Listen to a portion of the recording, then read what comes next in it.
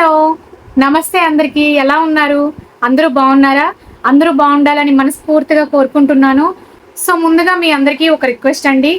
ఈ వీడియోలో చాలా ఇన్ఫర్మేషన్ అయితే ఉంటుంది. ఖచ్చితంగా పూర్తిగా చూడండి. నా వీడియోస్ గనక మీకు ఇన్ఫర్మేటివ్గా అనిపిస్తే దయచేసి సపోర్ట్ చేయండి. Thank you so much. So ఇంకా వీడియో స్టార్ట్ చేసేద్దాం. సో ఈరోజు మన టాపిక్ ఏంటంటే చాలా రేర్ టాపిక్ అనమాట. నాకు తెలిసి ఇది మోస్ట్లీ చాలా మందికి తెలియకపోవచ్చు. అదేంటంటే బైకాన్వేట్ యూట్రస్ అనమాట. అంటే రెండు గర్భసంచులు అనమాట. సో రెండు గర్భసంచులు ఉంటాయని మీకు ఎవరికైనా తెలుసా? ఒకవేళ తెలిస్తే నాకు కామెంట్ చేయండి. సో ఈ కండిషన్ అనేది ఒక 100 మెంబర్స్లో ఒక ఇద్దరికి ఉంటుందన్నమాట. సో ఇది చాలా రేర్ కండిషను. అయితే నాకు ఈ బైకాన్వేట్ యూట్రస్ మీద ఒక వీడియో చేయమని అయితే రిక్వెస్ట్ చేశారనమాట. నేను అందుకనే చేస్తున్నాను. సిస్టర్ ఇది మీరు అడిగారు కదా, మీకోసమే చేస్తున్నాను. తప్పకుండా ఈ వీడియోని అయితే పూర్తిగా చూడండి. మీకు యూజ్ అయ్యే ఇన్ఫర్మేషన్ అయితే ఇస్తాను. ఫస్ట్ ఆఫ్ ఆల్ వచ్చి ఇది జెనెటిక్ ప్రాబ్లం అండి. మనము మన మదర్ కడుపులో ఉండంగానే మనకి ఆ యూటరస్ ఫామ్ అవుతుంది కాబట్టి మనము పుట్టక ముందే అంటే మనం కడుపులో ఉండంగానే బైకాన్వేట్ యూట్రస్ ఫామ్ అయ్యే ఛాన్స్ అయితే ఉంటుందండి. అది కొన్ని మార్పుల వల్ల అలాంటి యూట్రస్ అనేది జెనెటిక్గా మనకి ఫామ్ అయ్యే ఛాన్స్ అయితే ఉంటుందన్నమాట. అది కొన్ని షేప్స్లో ఉంటుందన్నమాట. మోస్ట్లీ మనకి ఎక్కువగా హార్ట్ షేప్లో ఉంటుంది. అది కాకుండా ఇంకా కొన్ని వేరే షేప్స్ ఉంటాయన్నమాట.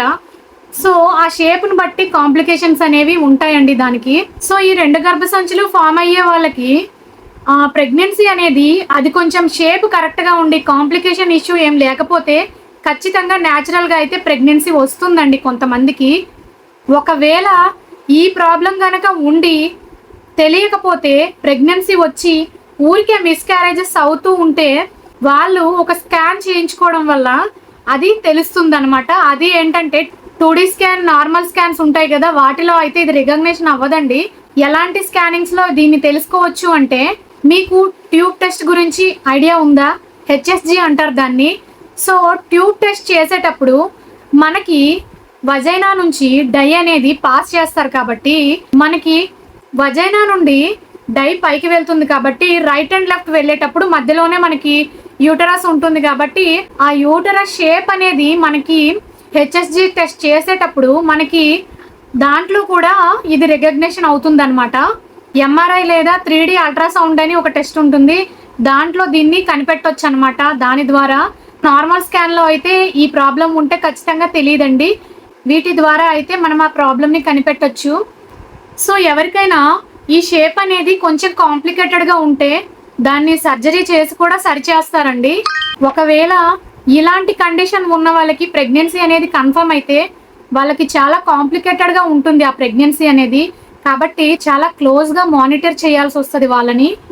సో ఈ కండిషన్లో ప్రీ టైమ్ డెలివరీస్ అనేవి 99% అయిపోతూ ఉంటాయి కాబట్టి సో ప్లాన్ చేసి వాళ్ళకి సీసెక్షన్ అనేది చేసేస్తారనమాట. సో ఎవరికైనా ఇలాంటి కండిషన్ ఉంటే, రెండు గర్భసంచులు కనుక ఉంటే వాళ్ళు PCOD ఉండి, హార్మోనల్ ఇంబ్యాలెన్స్ ప్రాబ్లం ఉండి, లేదు అంటే వాళ్ళకి ఇన్ఫర్టిలిటీ ఉండి వాళ్ళు ట్రీట్మెంట్ కోసం, ప్రెగ్నెన్సీ కోసం ట్రీట్మెంట్కి కానీ హాస్పిటల్కి వెళ్తే వాళ్ళు ముందుగా చేసేది హిస్టోస్కోపీ చేస్తారండి. సో అది చేసి వాళ్ళైతే కొంచెం క్లారిటీ తెచ్చుకుంటారనమాట.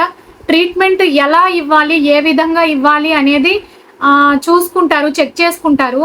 గర్భసంచిలో సఫిషియంట్గా ప్లేస్ ఉందా లేదా బేబీ డెవలప్ అవ్వడానికి అనేది కూడా వాళ్ళు చెక్ చేసుకుంటారనమాట. ఆ టెస్ట్ చేసి సో బ్లడ్ ఫ్లో సరిగా ఉందా లేదా, రెండు యూటరస్ ఉంటాయి కాబట్టి అక్కడ బేబీ గ్రోత్ అవ్వడానికి ప్లేస్ సరిపోతుందా లేదా, సో వాళ్ళైతే హిస్టోస్కోపీ చేయడం వల్ల వాళ్ళకి క్లారిటీ వస్తుంది అనమాట.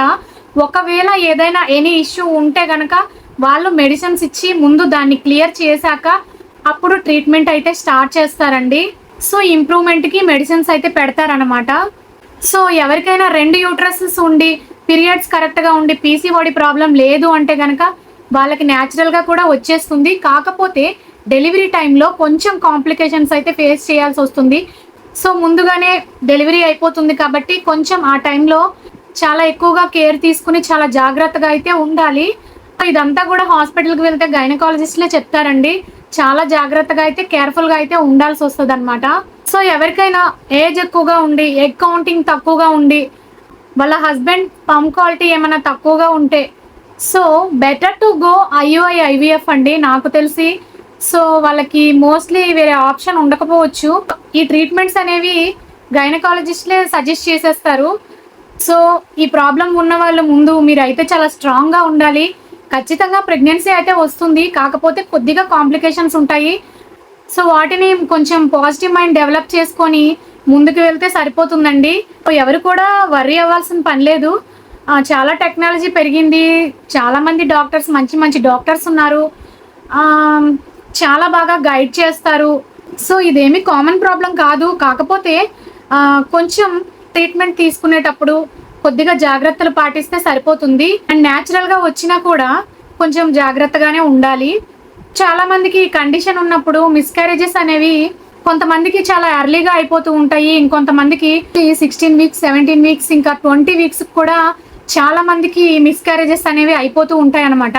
చాలా మందికి డెలివరీస్ అనేవి 28th వీక్లోనే చేసేస్తారు ఈ కండిషన్ ఉన్నప్పుడు.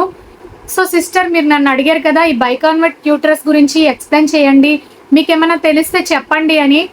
సో నేనైతే నాకు తెలిసిన ఇన్ఫర్మేషన్ అయితే నేను మీకు షేర్ చేశాను. ఐ హోప్ మీకు యూజ్ అవుతుందని అనుకుంటున్నాను. సో ఎవరికైనా తెలియకపోతే ఖచ్చితంగా తెలుసుకోండి. ఎవరికైనా ఎక్కువగా ప్రెగ్నెన్సీ వచ్చి మిస్క్యారేజెస్ ఊరికే అయిపోతూ ఉంటే గనక ఒకసారి ఇలాంటి ప్రాబ్లం ఏమన్నా ఉందేమో ఒకసారి అయితే చెక్ చేయించుకోండి. ఇంకోటి, నేను ఎక్స్ప్లెయిన్ చేసింది మీ అందరికీ అర్థమైందని అనుకుంటున్నాను. సో నా వీడియో కనుక మీకు నచ్చితే లైక్ చేయండి, షేర్ చేయండి, దయచేసి సబ్స్క్రైబ్ చేసుకోండి. Thank you so much.